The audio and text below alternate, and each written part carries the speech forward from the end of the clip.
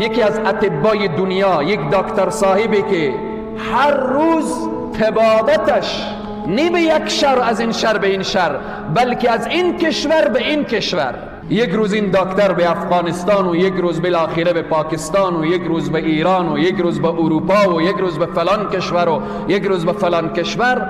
این طبیب در حرکت هست، در مسیر راه داخل طیاره هست و بعداً هوا چنان ابر و بارانی و هوا چنان در رعد و برق قرار میگیره که در مسیر راه مثال بیان میکنم، مثلا مسیر طیاره از هرات کابل هست، هوا چنان به رعد و برق قرار میگیره که در مسیر راه در قندهار مثلا نشست میکنه، در میدان هوایی شندن نشست میکنه، در یکی از این میدان هایی که در مسیر راه هست.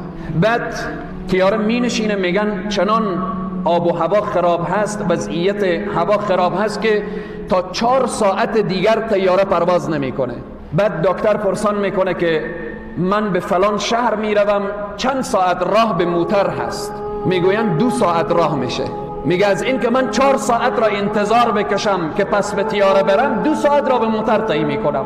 به موتر می نشینه، حرکت میکنه، در مسیر راه 1 ساعت میره، در یک دشت و بیابان قرار میگیره، چنان رعد و برق و باران فشار میاره که موتر هم میگرفته نمیتوانم.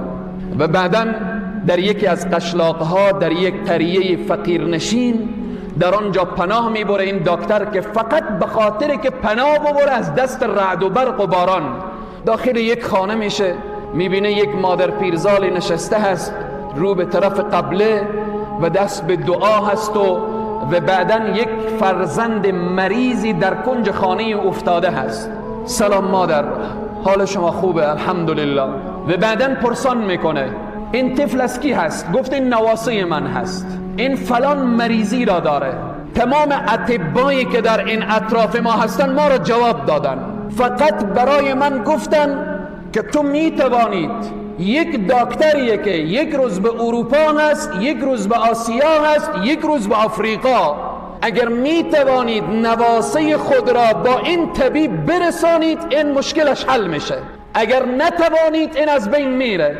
من نگاه کردم، نه سرمایه دارم، نه وسیله دارم، نه کسی را میشناسم. از علما شنیدم که حل مشکلات استغفار هست. کنج این خانه نشستم و فقط استغفر الله میگویم.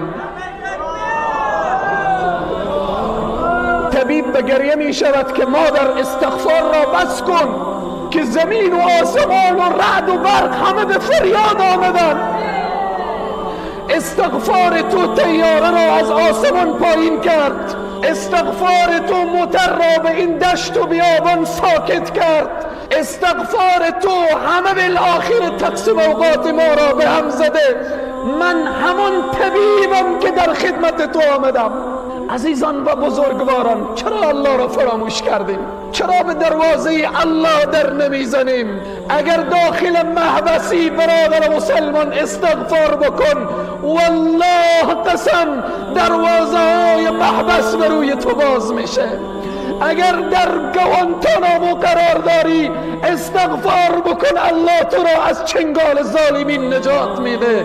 اگر بیرون از زندانی قرضداری استغفار بکن، الله قرضداری تو را آسان میکنه.